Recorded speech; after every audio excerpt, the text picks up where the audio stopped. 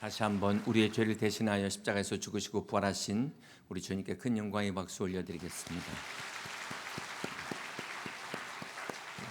우리 어린이 찬양대 새벽에 나오느라고 너무 수고했는데 한번 격려의 박수 부탁드립니다.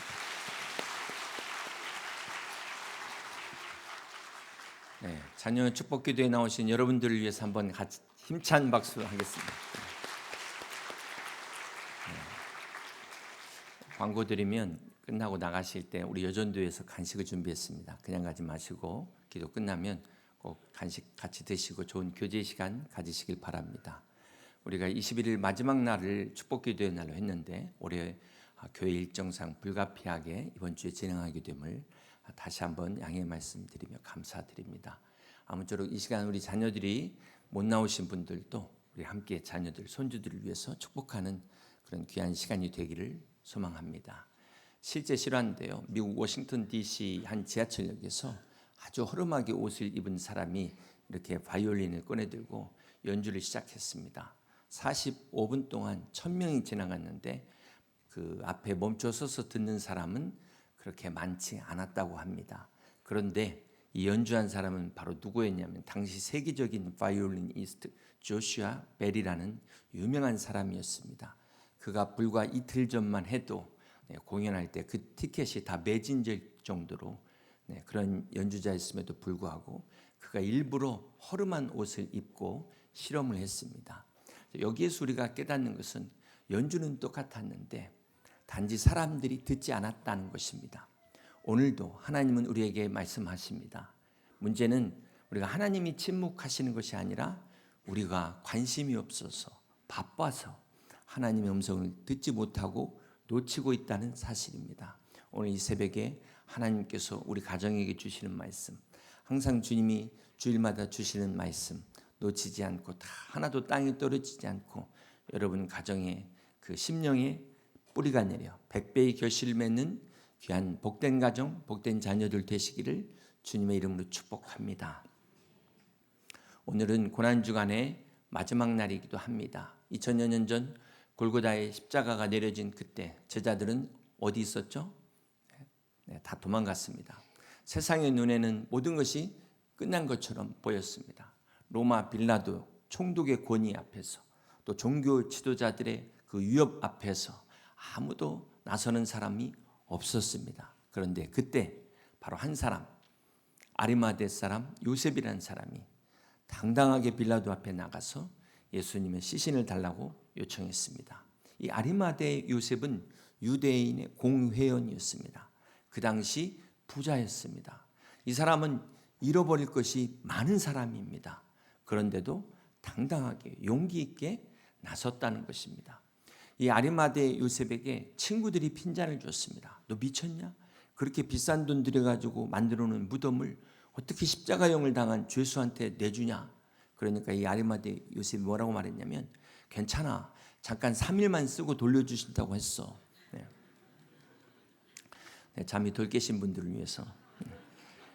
여러분 세상의 시계는 무덤 앞에서 멈춥니다. 그러나 하나님의 시계는 무덤 넘어서 부활의 영광을 향하고 있다는 사실을 기억하시길 바랍니다.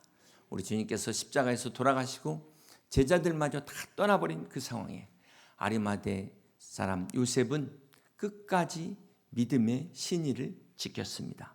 이사야서 53장 9절에 보면 그는 아니하였고 그의 입에 거짓이 없었으나 그의 무덤이 악인들과 함께 있었으며 그가 죽은 후에 부자와 함께 있었도다. 이사야 선지자의 그가 죽은 후에 부자와 함께 있었도다. 이 말씀을 아리마대 사람 요셉이 성취했습니다. 오늘 사랑하는 성도 여러분, 이 시대 하나님의 말씀의 성취를 이루는 여러분 가정, 우리 자녀 되시기를 주님의 이름으로 축복합니다. 이 아리마대 요셉의 무덤이 주님이 부활하신 영광의 장소가 됐어요. 생각해 보세요. 내 죽음과 장례를 위한 장소가 주님의 부활의 영광이 됐어요. 이런 영광이 어디 있을까요?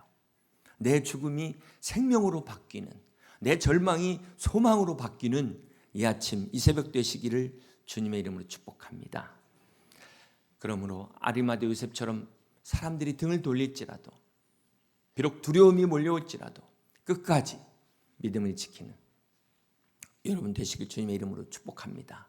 오늘 여러분의 손에 무엇이 들려 있습니까? 무엇을 가지고 있습니까?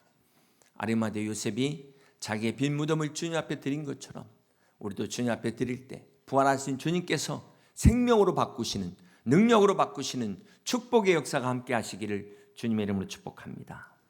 먼저 우리 자녀들에게 주시는 말씀은 에베소서 6장 1절입니다. 자녀들아, 주 안에서 너희 부모에게 순종하라. 이것이 옳으니라. 하나님께서 우리 자녀들에게 주시는 축복의 두 가지 열쇠가 있습니다. 오늘 에베소서 6장 1절과 2절 있죠. 첫 번째 열쇠는 순종입니다. 순종이라는 원래의 원어의 뜻은 아래에서 듣는다. 내 생각, 감정, 판단 내려놓고 부모의 권위 아래에서 듣는 게 순종입니다. 이것이 옳으니라. 근데 문제는 이제 자녀들이 좀 머리가 컸다고 부모 위에서 자꾸 부모를 가르치려고 하는데 그것은 하나님의 질서가 아닙니다. 자녀는 부모의 권위에 순종하는 것이 하나님의 질서입니다. 옛 이야기 중에 효도는 흉내만 내도 상 받는다 이런 말이 있잖아요. 그렇기 때문에 효도라는 것은 부모님의 말에 귀를 기울이는 자세입니다. 마음의 자세, 순종하려 노력하는 그 태도.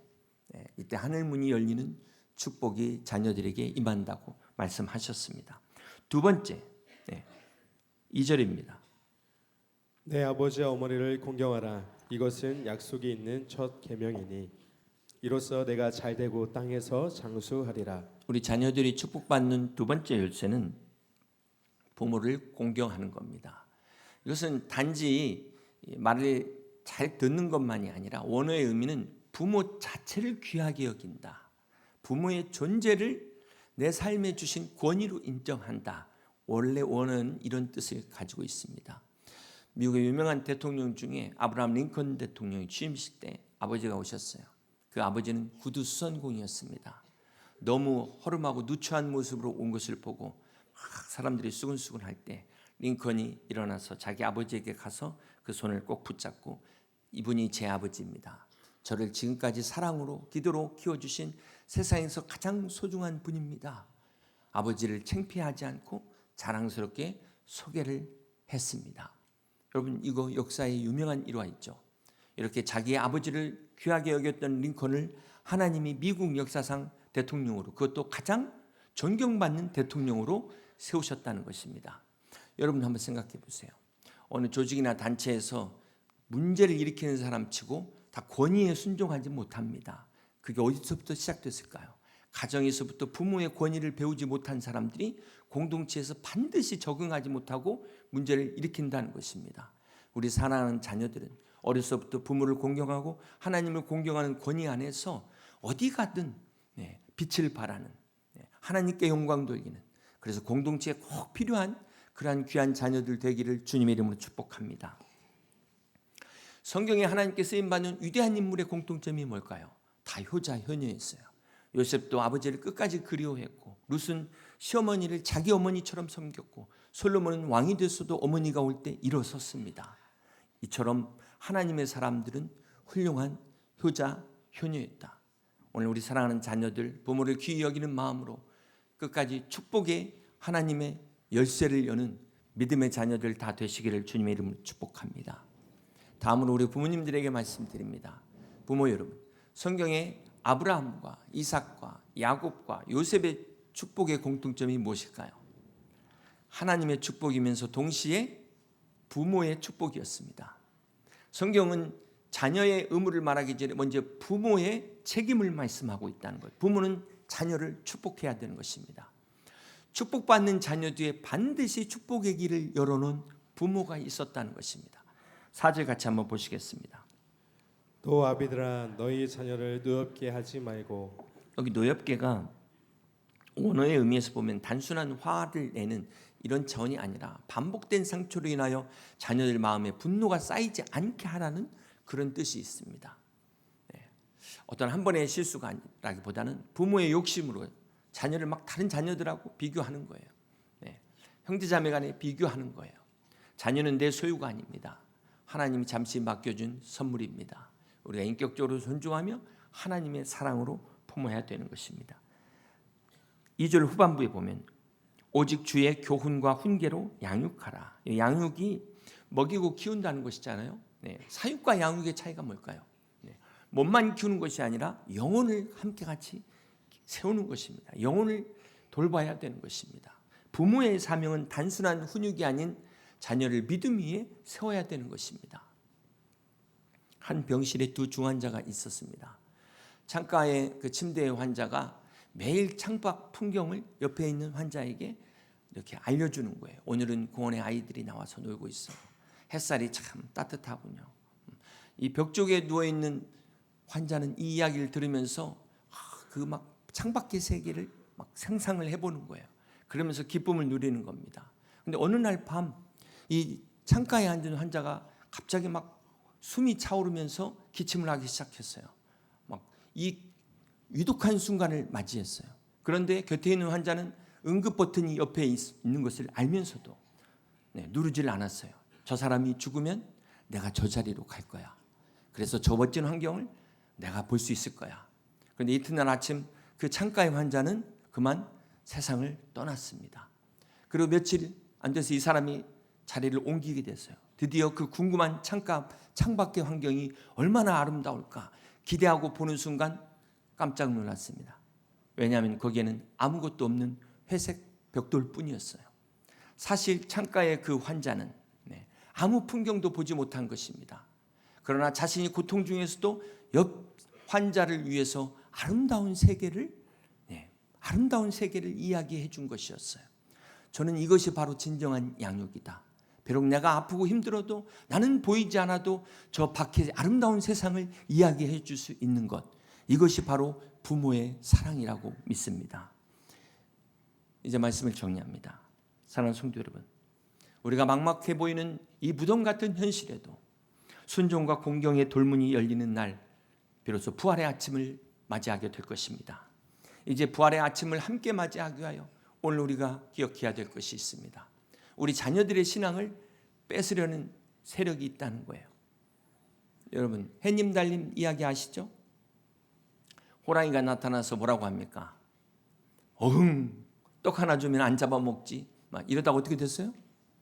나중에 다 빼앗아 먹고 어머니까지 잡아먹었어요.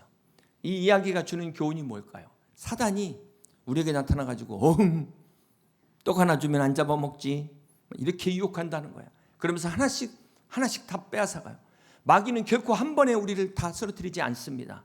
조금씩, 하나씩 작은 타협 하나, 예배 한 번 빠지면 어때?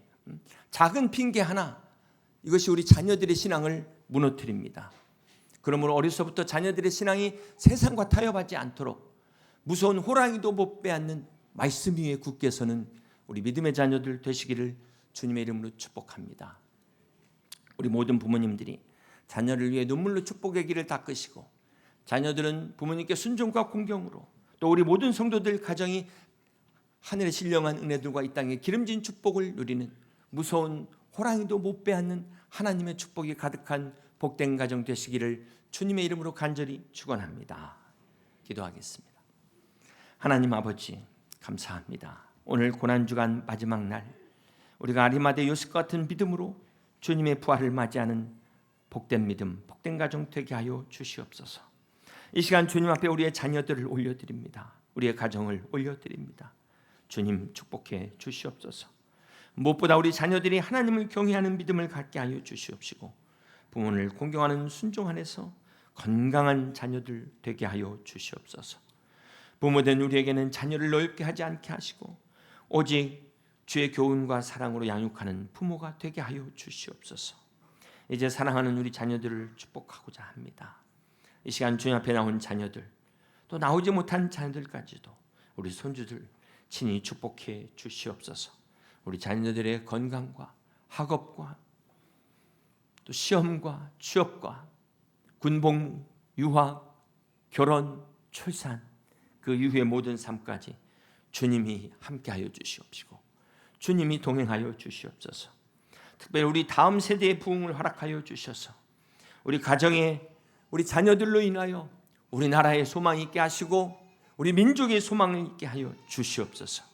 오직 하나님만이 우리 가정의 모든 문제를 아시오니 주께서 우리 가정에 부활의 생명으로 역사하여 주시옵시고 주님 은혜 가운데 기도 가운데 날마다 승리하는 믿음의 가정 되게 하여 주시옵소서.